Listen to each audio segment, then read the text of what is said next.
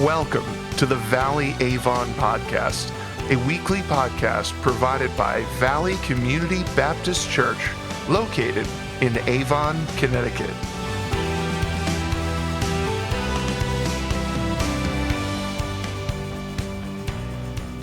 Christianity has made the world a better place.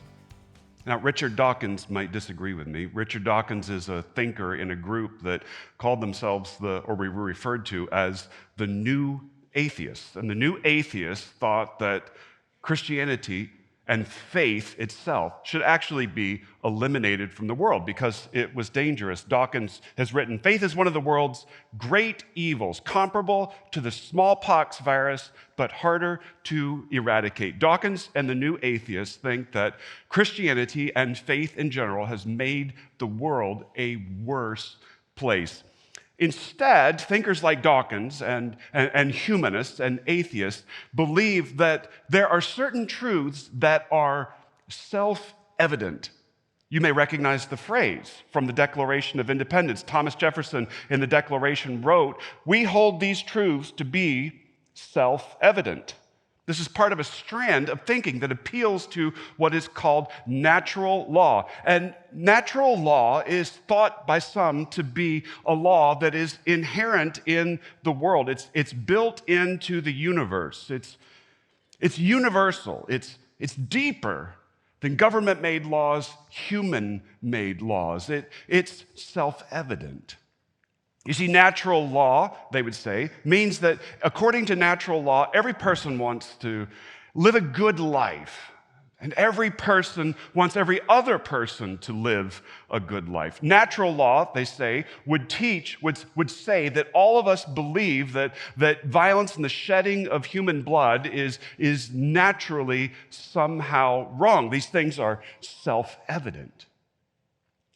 But the simple fact of the matter is that the idea that all human beings have a self-evident truth is not actually true. These humanists believe that if we would all get rid of faith, if we would get rid of Christianity, then in its place, over time, somehow, we would all align ourselves with natural law. We would all accept these truths that are self-evident. We would all want the better for one another. In a post-faith, post-Christian world, they see a secular, a humanist utopia when we all align with these self-evident truths.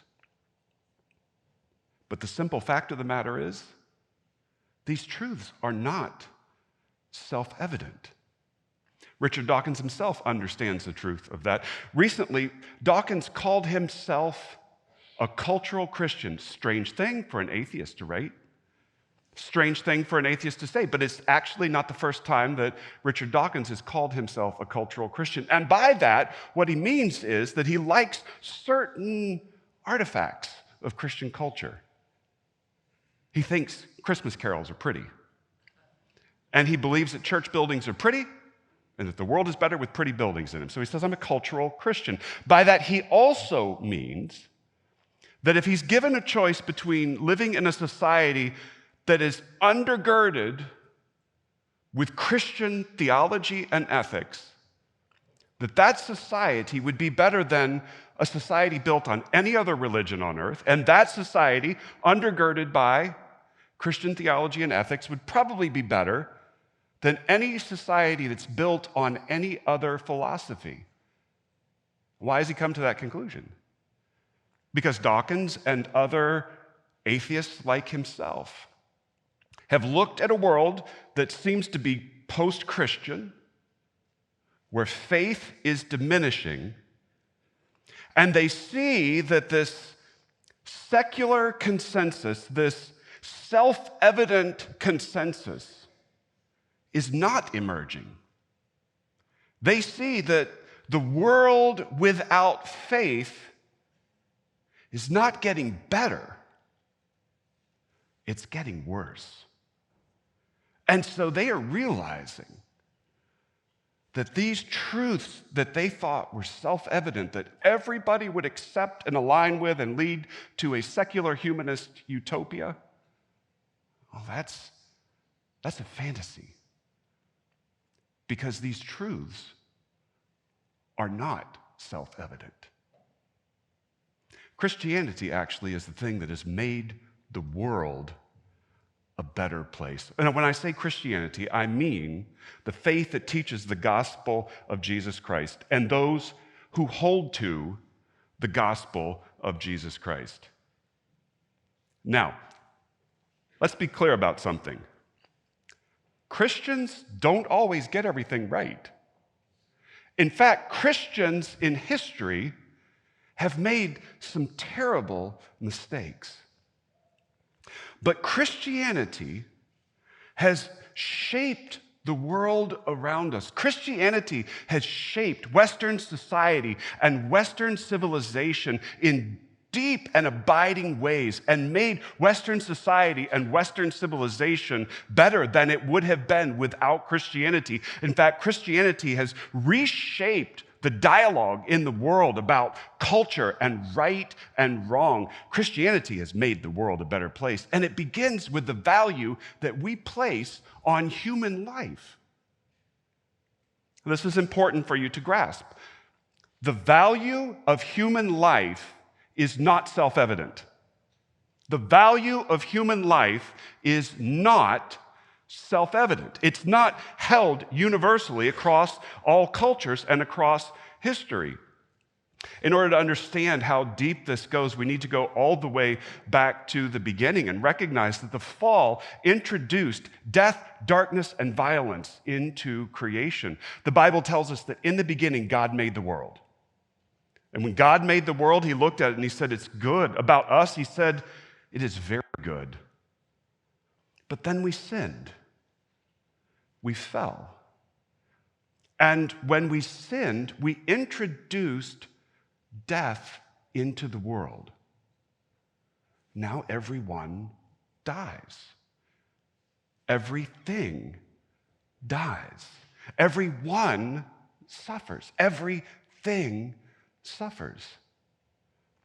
And the Bible, in the earliest chapters of the book of Genesis, tells us that once sin was released into the world, sin spread, death spread, decay spread, violence spread, darkness spread. In fact, in Genesis chapter 6, we read that God looked at the world and he saw that the wickedness of man was great in the earth and that every intention of the thoughts of his heart was only evil continually.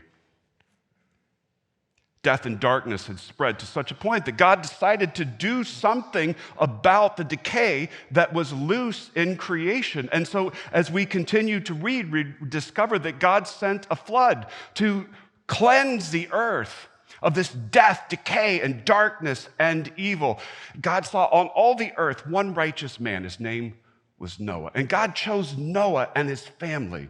He chose to save them. He told Noah to build an ark, a great boat that would survive the flood, and to bring his family onto the ark and to bring representatives of all of the creatures on land and in the sky onto the ark. And when the construction was complete and everyone was safely aboard, it began to rain. It rained for 40 days and 40 nights. The surface of the earth was covered in water. Everything that walked on land or flew in the air that was not on that ark died. And at the end of the flood, slowly the waters began to recede.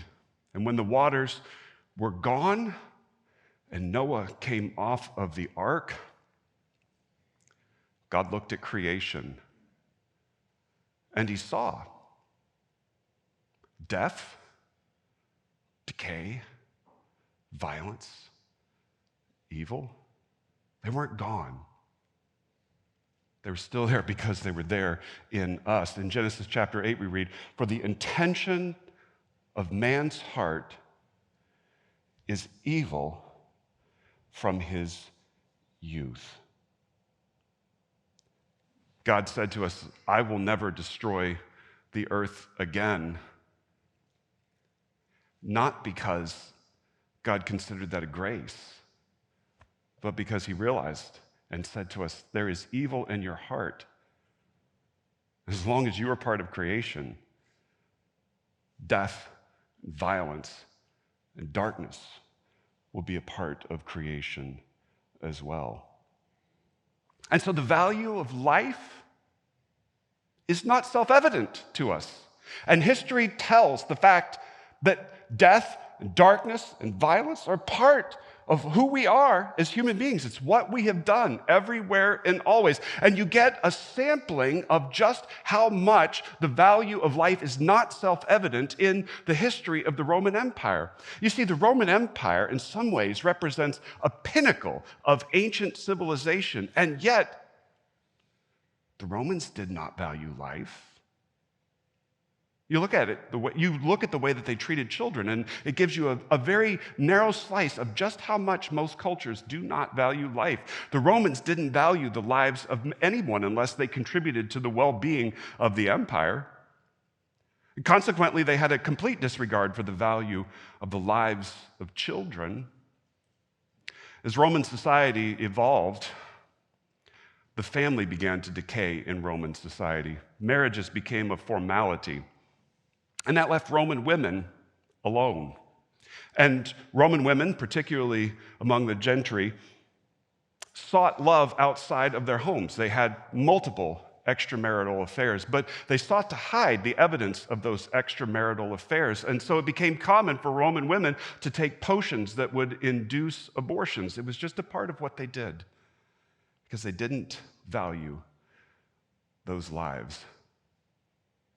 When babies were born, the babies were frequently abandoned because Romans wanted small families. Sometimes they couldn't afford to pay to feed their families, and sometimes the husbands would see that the baby that's been born wasn't from them, and they would choose, instead of keeping the babies, to discard the babies. And so they would abandon the babies in the wilderness, or they would throw them in the sewer, or toss them into a river. They frequently abandoned their children.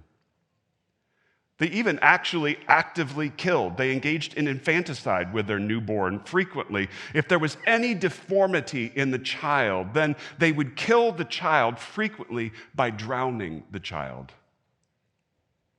This was the practice that was common in the Roman Empire because they didn't value life. Now, those practices have changed through the centuries, but it is still true that even to this day, many cultures on earth do not value human life. They frequently on earth today engage in elective abortion. There are plenty of places where abandonment of children is still practiced. There are places where the killing of newborn children is still practiced. The value of life is not self-evident, even on the face of earth today. And there are people who actually will speak out and say that human life is not valuable. In 2017, Richard Dawkins got caught in this trap. He tweeted in 2017 that if a couple had an ultrasound or test and discovered that their fetus had Down syndrome, that they should abort the fetus because the fetus would be happier never being born, and the family would be happier if the baby were never born. Now, thankfully, people pushed back against Dawkins immediately. People who had family members with Down syndrome tweeted back, "I wish you could get to know my family member and see how happy my family member with Down syndrome is." They tweeted back and said, "Our family has a member who has Down syndrome, and we are happy. Look at how happy we are." I'm grateful that people pushed back against Dawkins' insanity. But the interesting thing is, in the process, they bought into his line of reasoning. They argued that happiness validated the life of a person with Down syndrome. And Dawkins' argument is that the value of human life is based on its usefulness and the happiness that it brings to that person and to the world. Happiness is not the source of our value. The source of our value lies elsewhere. God declares human life valuable. God declares human life valuable. In Genesis chapter 9, as the flood is over, God reaffirms, actually, human dominion over creation. Back in Genesis chapter 1, when God made human beings, he told us to be fruitful and multiply and fill the earth. And God went on and said, you are to have dominion, actually, over the earth. And what he meant is, you are my representatives in creation. I have dominion over you and over all creation, but I make you my representatives, and you are to have dominion over creation, meaning that our dominion over creation should reflect God's goodness. In Genesis chapter 9, one might question, would God want fallen humanity to still have dominion over earth? And God affirms, no, you as fallen humanity are still to have dominion over earth. In fact, God expanded our dominion over earth. But when God spoke about what our dominion over earth would look like, he expressed that dominion with a striking degree of realism. In Genesis chapter 9, verse 2, God said, the fear of you and the dread of you shall be upon every beast of the earth and upon every bird of the heavens, upon everything that creeps on the ground and all the fish of the sea. Into your hand they are delivered. God said there will be fear of you. Fear is what we have of God. It is a healthy respect. Creation will have a healthy respect for you as my representatives on earth. But he also realistically said, in addition to the respect and awe of you that it should have, creation will dread you. Because you're fallen, you're sinful, you're evil, you're violent. You have dominion over creation, and it will fear you as it should fear me, but it will also dread you. It will live in sheer terror of your capacity for violence and destruction. Creation will dread fallen you. God balanced this dominion with giving us a command to have a respect for life. Immediately after this, God said, you have eaten of the plants before, you now may eat of anything in creation, including animals. This respect continues. He says, in every animal there is blood. That blood is their life. And he says, every creature is responsible for me, for its blood, for its life. But he says about us as human beings, not only are you responsible before me for your life and for your blood, but you are responsible for the life and blood of the things around you. God gives us dominion over creation, and he gives us responsibility for creation and for life itself. And then God reaffirms the value of human life. He does it in verse 6, where he actually outlaws murder. He says, whoever sheds the blood of man, by man shall his blood be shed, for God made man in his own image. Look here, there is this responsibility for blood. If we kill a human being, we are responsible for the killing of that human being. That's what he's ordering us. But look at what he says about us. Why? Why is it such a big deal to kill a human being? Because that human being is made in my image, God says. Now, this is what we read in the beginning. In the beginning, God made us in his image. But then we sinned. We rebelled against him. We fell. Decay and death and darkness and violence entered the world and entered us. And you have to ask, is that image still there? And God says, yes, that image is still there. It's clouded, it's shrouded, it's hidden under all that other stuff, but my image is still in you. In some of you? No, in all of you, regardless of who you are. This person, that person, one who belongs to me, one who resists me, one who seems to be good, one who seems to be bad. He says, all of you are still made in my image. God declares us valuable. He says, you are made in my image. You are valuable. Why? Because I declare you to be. Not because you're useful. Not because you're happy. Not because you make somebody else happy. Because I declare it. God declares that we are valuable. And then God places the rainbow in the sky as a sign of this covenant arrangement with us. God makes promises that he will not destroy the earth again by a flood. It is a covenant that he makes, and he seals that covenant with a rainbow in the sky, and that rainbow is a reminder that God values life. And everywhere in the Bible reaffirms the fact that God made life, God values life, God made human beings, God values human beings, and God declares human life valuable.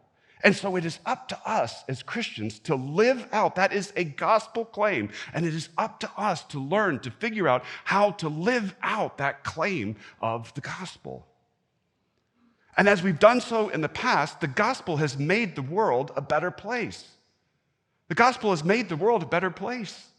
You see, Christians are the ones who outlawed abortion and all kinds of killing of children. Now, at the beginning, when we were first rising up as a movement, we were a minority movement within the Roman Empire, and we could not change society or the laws. But we lived out our faith. Christians did not kill their children, and Christians didn't abandon their children. And when others abandoned their children, Christians took their children in and raised them as our own. We did that from the beginning.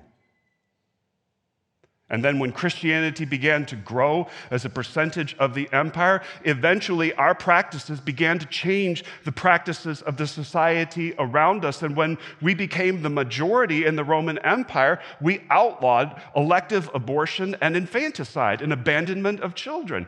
Things didn't change overnight. Just because a law was put in place didn't change the world instantly. Not everyone was a Christian, and not every Christian practiced their faith. But Christianity began to change the world around us. Christians also outlawed gladiatorial combats and senseless violence. You see, the Roman Empire loved to see gladiatorial combats. They didn't value the lives of certain people, and they would make them gladiators. They didn't value the lives of slaves or prisoners of war or criminals. And so they would train them to fight. And then they would put them in amphitheaters around the empire and force them to fight to the death for the entertainment of the masses. Christians refused to go to these games. And it's interesting that their neighbors accused them of being unpatriotic, of being un-Roman, for not wanting to go to these games to see people die for the glory of their gods and for the glory of the empire.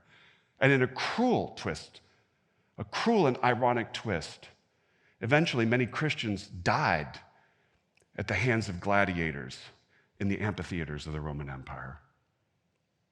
The Christians outlawed gladiatorial combat and senseless kinds of violence. Christians in history have even limited warfare. And I know the argument is made that Christians and nations that claim the name of Christ and of Christianity have fought wars and have done terrible things in history. And I recognize that there is some truth to that. Christian nations have fought wars.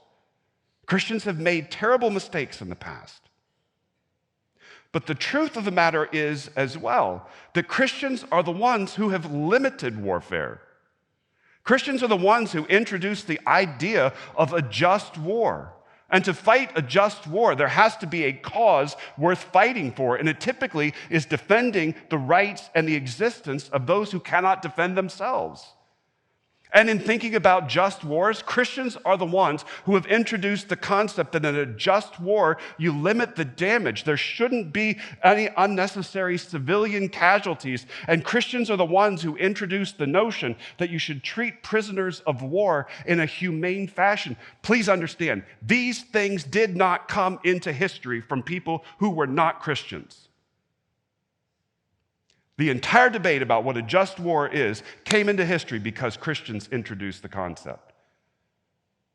Christians are the ones who have limited warfare.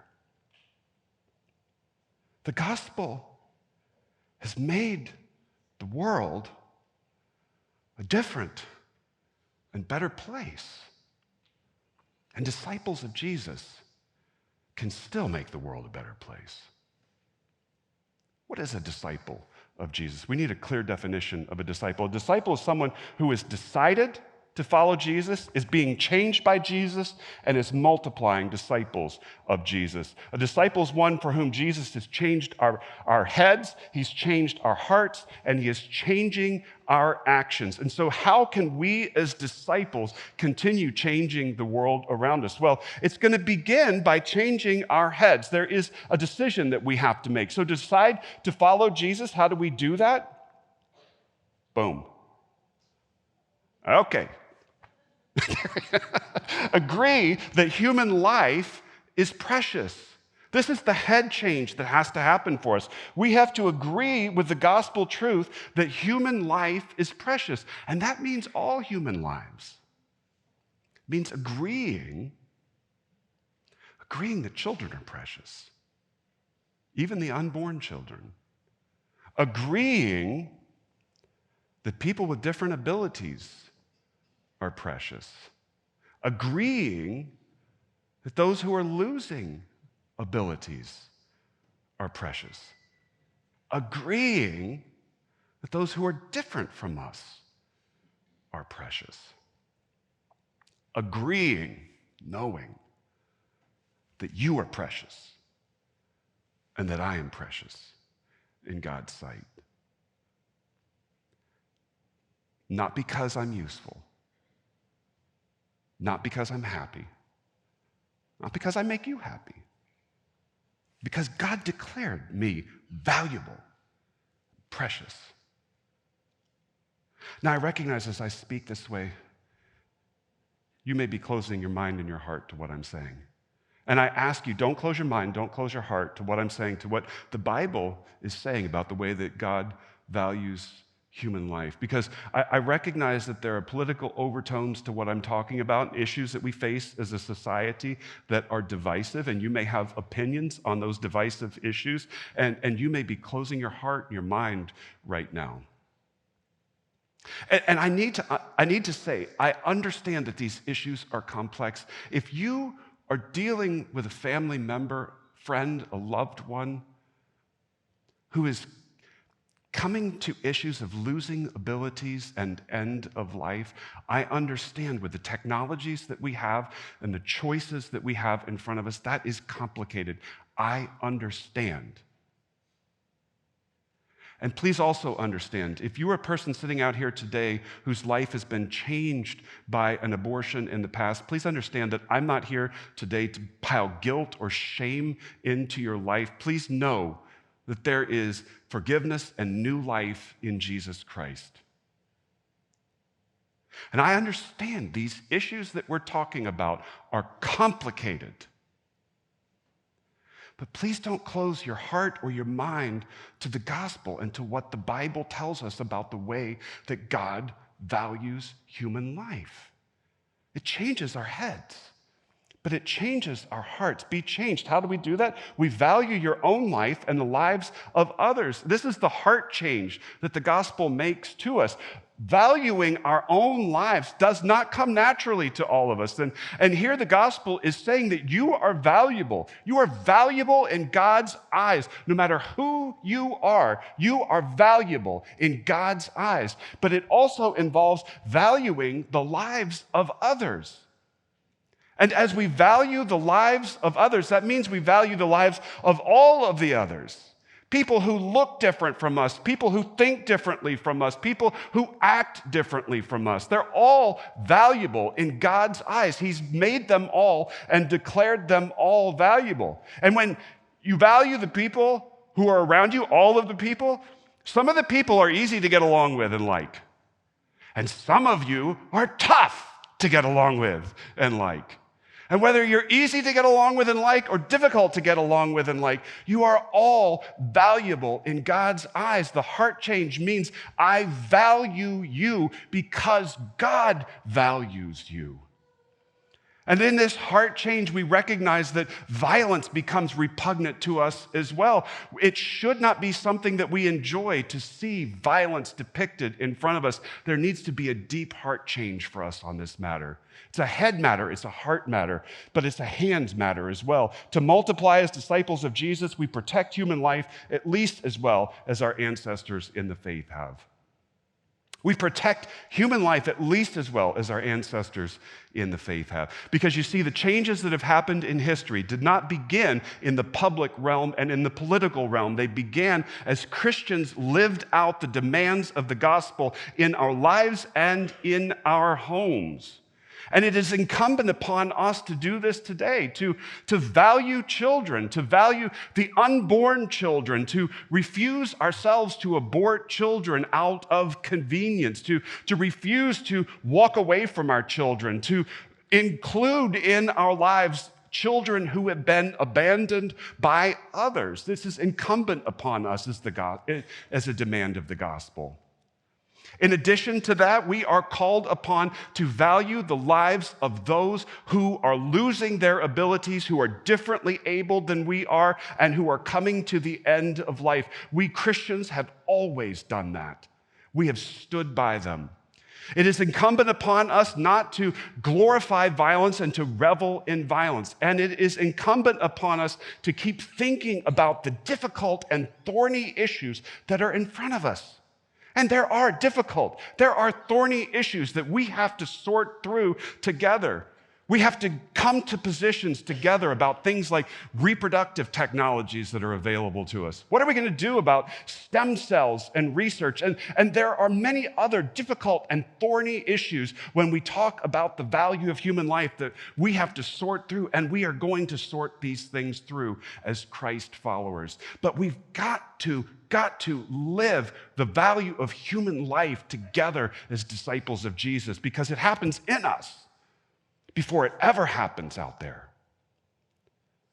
But as we live for the value of human life, as we live out this gospel truth, am I saying that we could advocate in the public realm as well for this truth? Yes.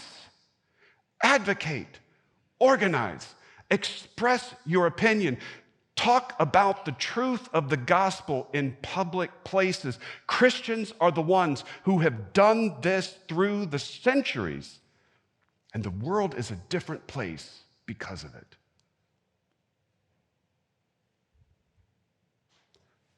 But more important than what you do in the public realm is to understand that God values you. God declares you precious in his sight. He sees you. Jesus died to pay the price for your sin. Jesus rose again from the dead. Because of that fact, now you can have new life. Eternal life. God sees you. And he wants a relationship with you. He doesn't just want you to know about him. He wants you to know him. And so what does the value of human life mean? Above everything else, it means say yes to Jesus. Because God sees you. He values you. And he wants a personal relationship with you.